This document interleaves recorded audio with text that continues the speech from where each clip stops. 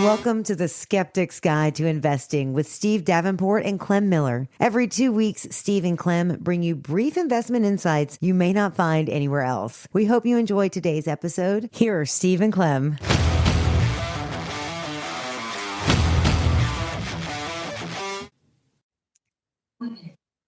Hello, everybody, and welcome to Skeptic's Guide to Investing. I'm Clem Miller. I'm here with Steve Davenport, and today we're going to be talking about international merry-go-round.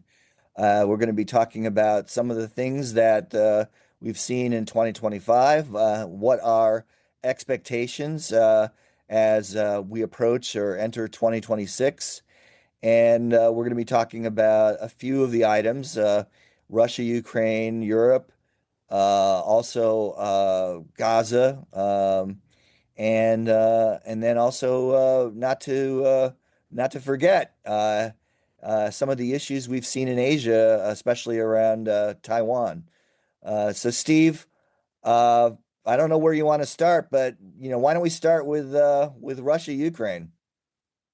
Yeah, I mean, I love your concept here, the international merry-go-round, because I think it's kind of like each of the horses are countries that go up and down.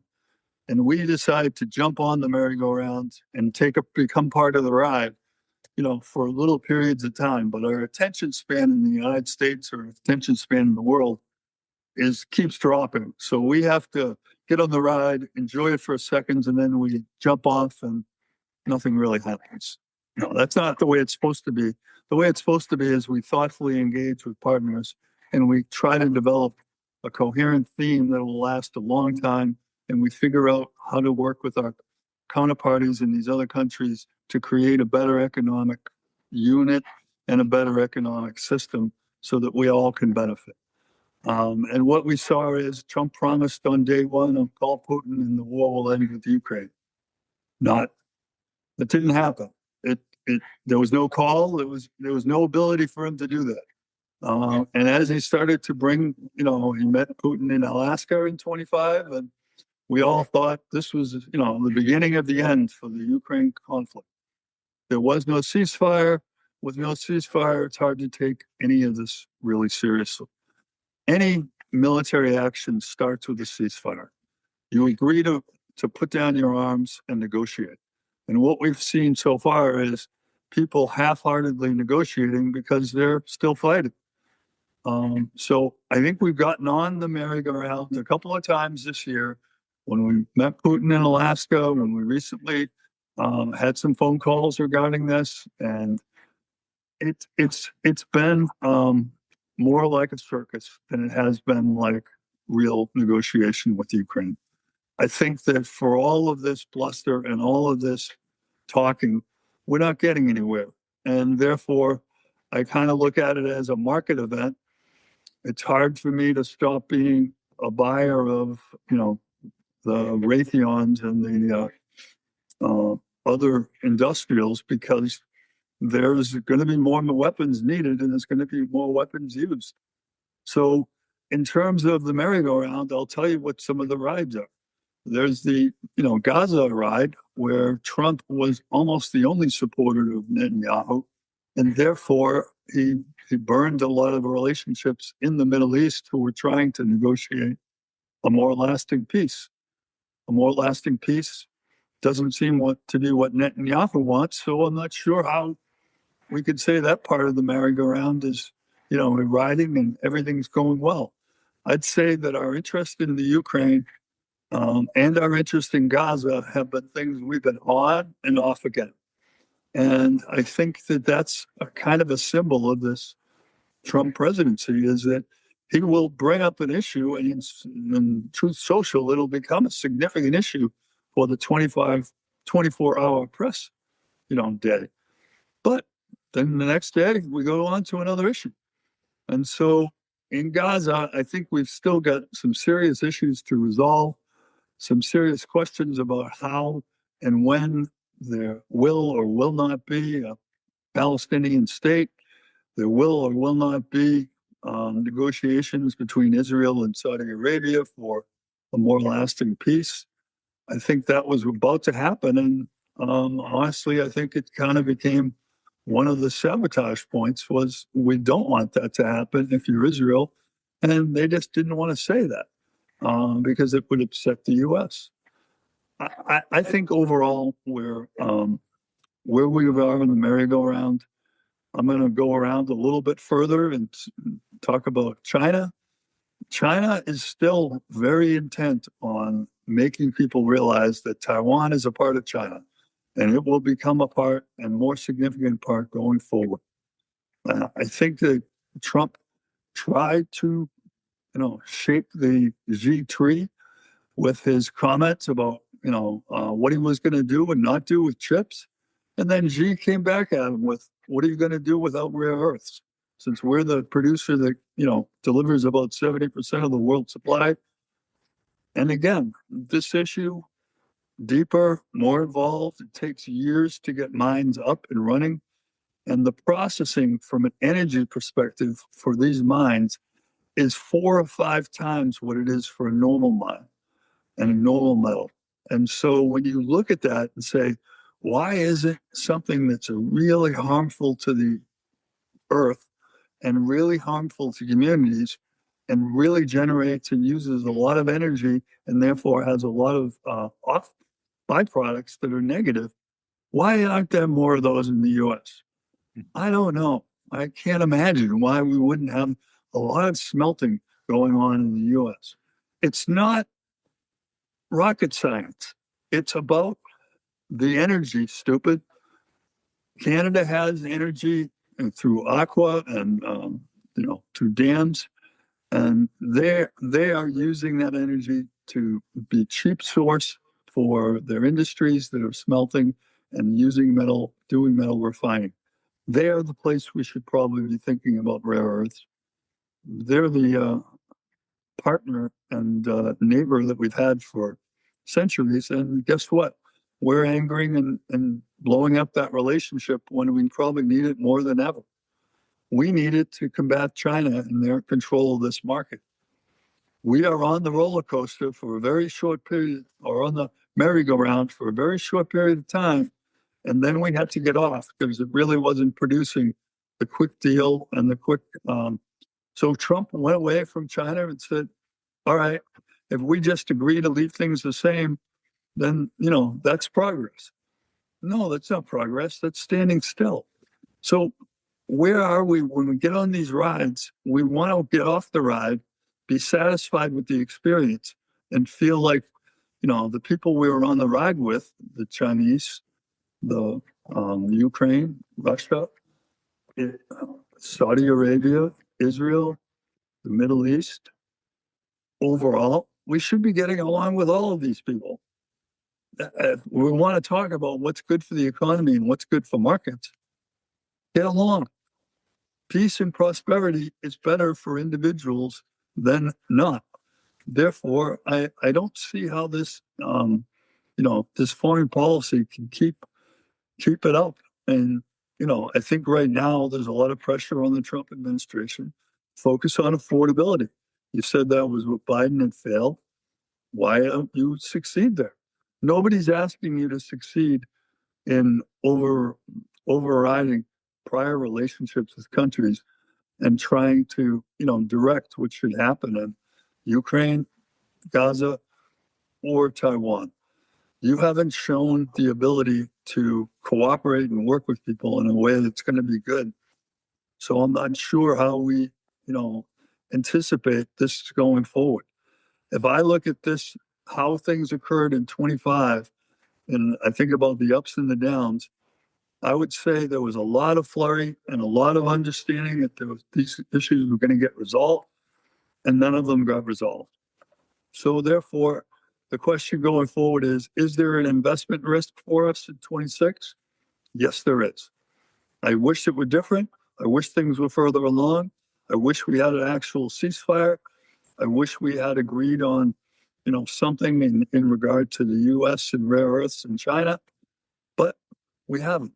So this issue and getting on the international merry-go-round, I'd say has been a fail. So therefore, I'd say I hope things get better next year, but 2025 could have been a better year. But it just didn't turn out that way. What do you think, Clem? So, if you look at what the administration uh, acts, how do they act, right? They act in the sense of, on the surface, trying to promote peace. And that comes from this personal desire for a Nobel Peace Prize. And I'm sure that the FIFA football Peace Prize is not going to be sufficient to quell that desire for a Nobel Peace Prize. So that's one. Nice way to stick your neck out, though, and potentially, you know what I mean? You can understand why he did it. I mean, the head of FIFA, it takes the whole. We'll be right back.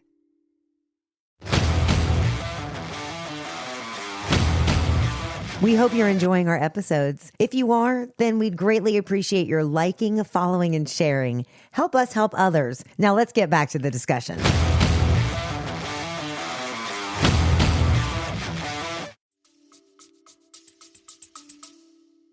Attention away from him, you know?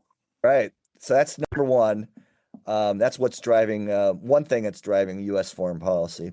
The other thing that's driving U.S. foreign policy is everything seems to be driven by this desire for the U.S.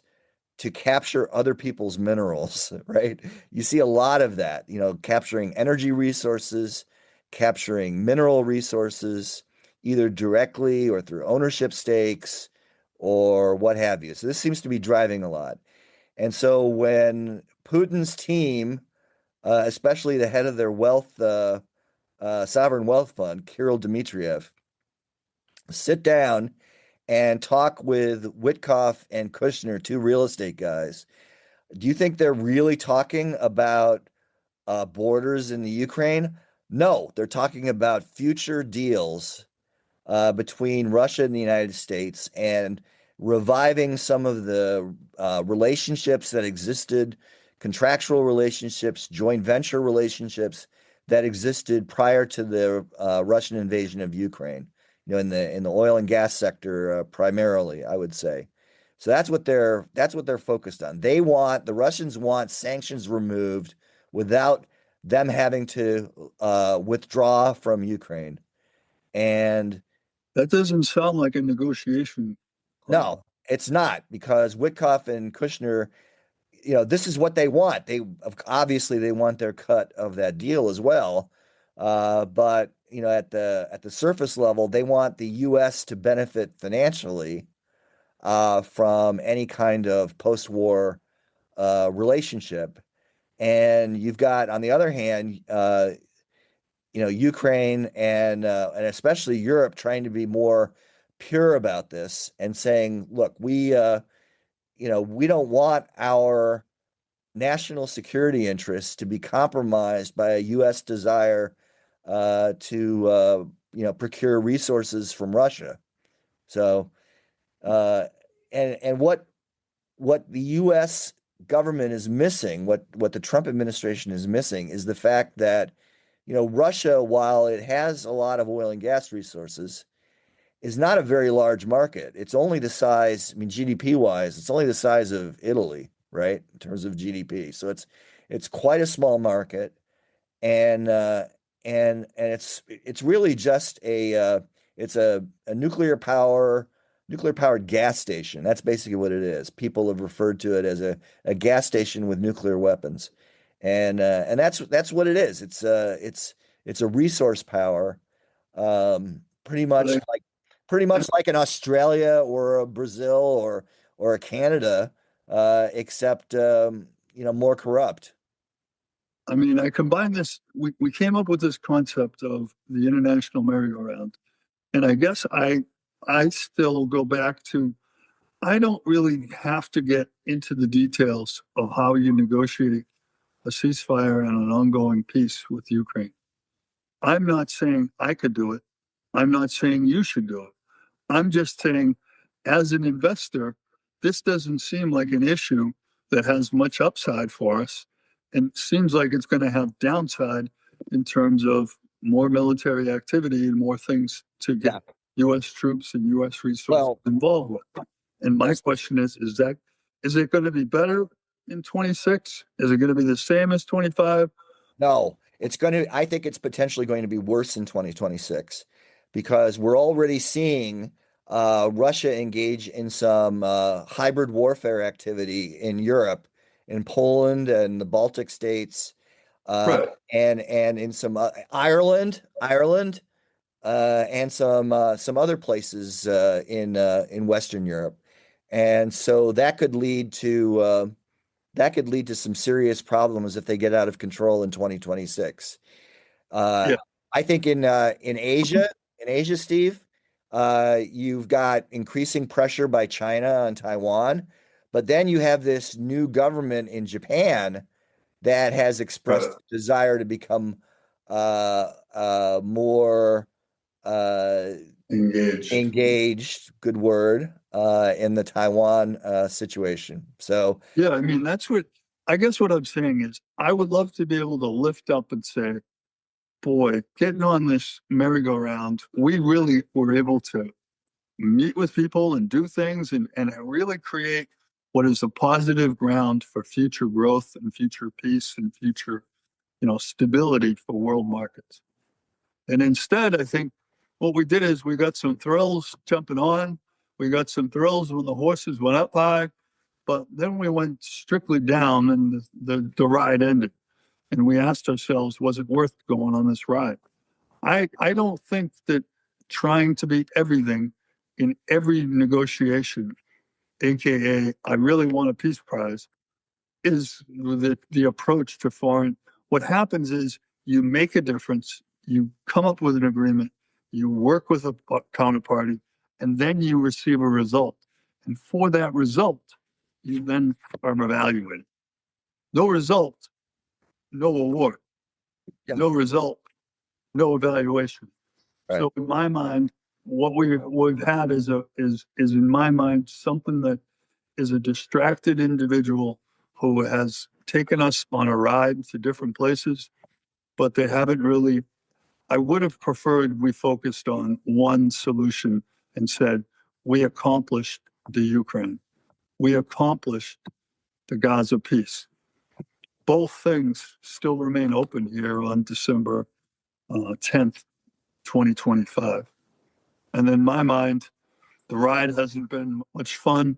A lot of people have been hurt. And I got to say, I would have rather a more consistent and disciplined approach.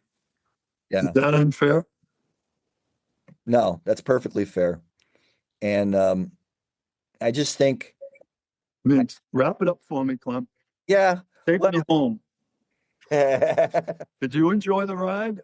Did you enjoy getting on these well, things? I enjoy talking about. Parts of the year, we felt like some of these things might happen, right? No, I think Didn't you think the condos were going to start to go up on the Gaza Strip? Oh, absolutely not. Okay. They have a water view. What do you mean? Everybody wants a water view. I, I just think that as we go into 2026, certain things have to happen. One is that with regard to Russia, Ukraine, I really do agree with the notion that Europe should be taking the lead on that, and the US should be taking something of a back seat. Okay. Yeah, I think we should be selling arms to the Europeans who can then decide to sell them to Ukraine.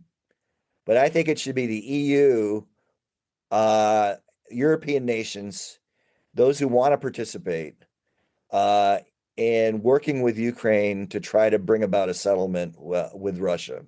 So I think they should be the ones to do it. I don't think the U.S. Should be involved. I think the U.S. should take a back seat on.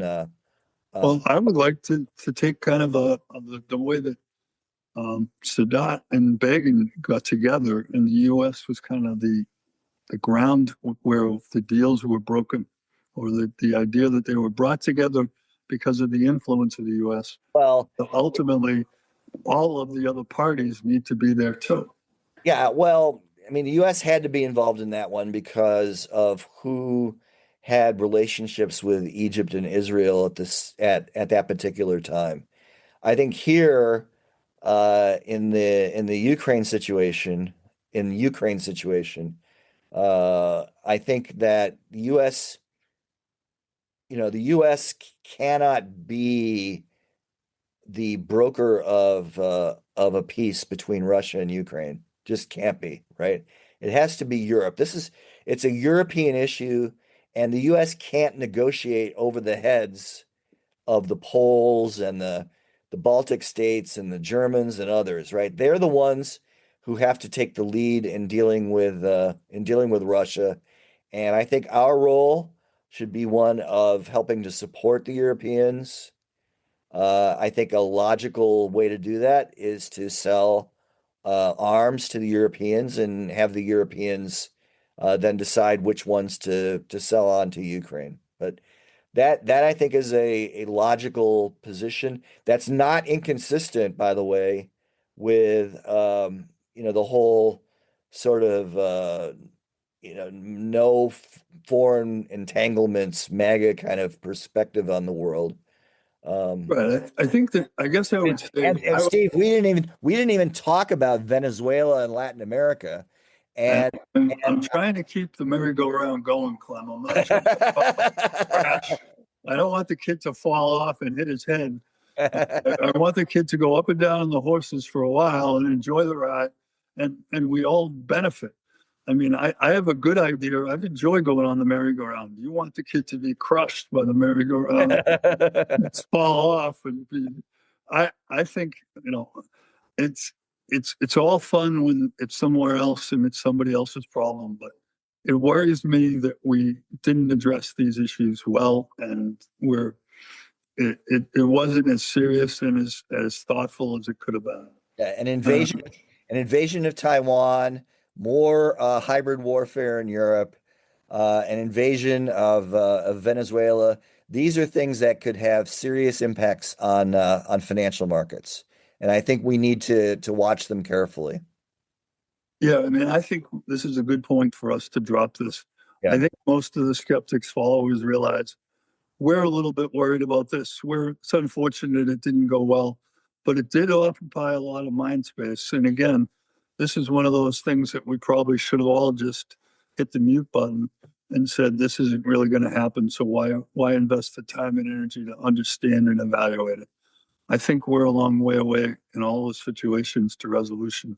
And I think we need a different set of values and a different attitude from our negotiators in order to really negotiate an ultimate solution to some of these problems.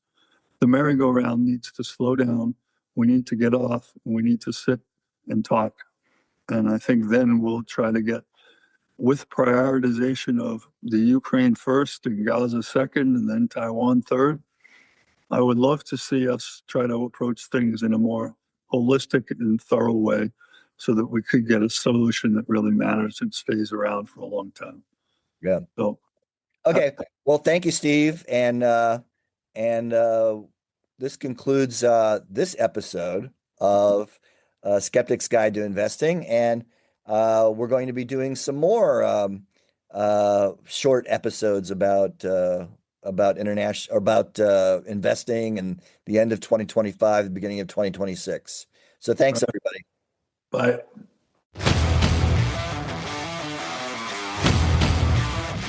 The views shared on this podcast represent the personal investment views of the hosts. They are for educational purposes and not meant to be taken as investment advice. Listeners should consult their own investment, legal, and tax advisors. Past performance of any investments is not a guarantee for future return.